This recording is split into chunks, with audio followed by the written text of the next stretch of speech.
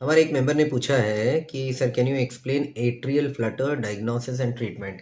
थोड़ा सा टेक्निकल सवाल है, लेकिन मैं कोशिश करूंगा कि इसको जितना आसान शब्दों में आप लोगों को समझा सकूं। एट्रियल फ्लटर एक तरह का हार्ट का जो रिदम होता है, हार्ट की जो दिल की जो धड़कन है, उसका जो एक लय होता है, एक रिदम होता है, उसकी बीमारी है। इसमें हार्ट की जो बीटिंग का जो स्पीड होता है वो बहुत तेज बढ़ सकता है, जो कि नॉर्मली 100 के ऊपर नहीं होना चाहिए। 150, 200, 250 यहाँ तक हार्ट बीटिंग का स्पीड जा सकता है। कभी कभी ये इरेगुलर भी हो सकता है इसका रिदम।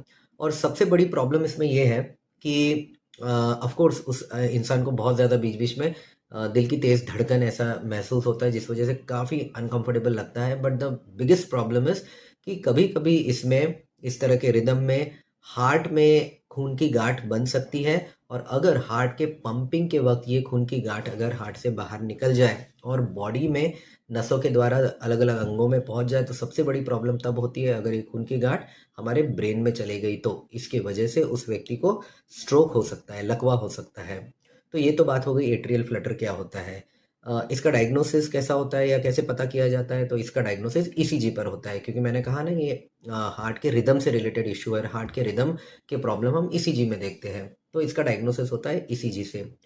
आगे के जो टेस्ट है, जैसे 2D एको हो गया, या इवन एंजियोग्राफी, कार्डियक एमआरआई वगैरह वगैरह, जो हायर टेस्ट है, उनका बेसिकली काम ये होता है कि भाई इस व्यक्ति को ये एट्रियल फ्लटर क्यों हो रहा है, उसका कारण पता करना। क्योंकि जब हमें कारण पता चलेगा तब कहीं जाके हम इसके लिए कोई स्पेसिफिक ट्रीटमेंट दे पाएंगे। इसका जो, अब आते हैं ट्रीटमेंट पे, तो ट्रीटमेंट दो लेवल पे होता है। पहला तो होता है कि ये जो एट्रियल फ्लटर जो हो रहा है, इस रिदम को ही नॉर्मल करना, उसके लिए कुछ स्पेसिफिक दवाइयाँ या प्रोसीजर्स होते हैं। दूसरा लेवल होता है कि इसके वजह से ब्लड क्लॉट बनने की जो टेंडेंसी इंसान की बढ़ जाती है, हार्ट में जो क्लॉट्स जो बनने के बारे में मैंने अभी बात बताई, तो उसके लिए कुछ ब्लड थिनर्स देने की ज़रूरत पड़ सकती है। तो ये हो गया एट्रियल फ्लटर के बारे में। अभी इसका इन जनरल हम लोगों को क्या यूज़ है इस इंफॉर्मेशन का।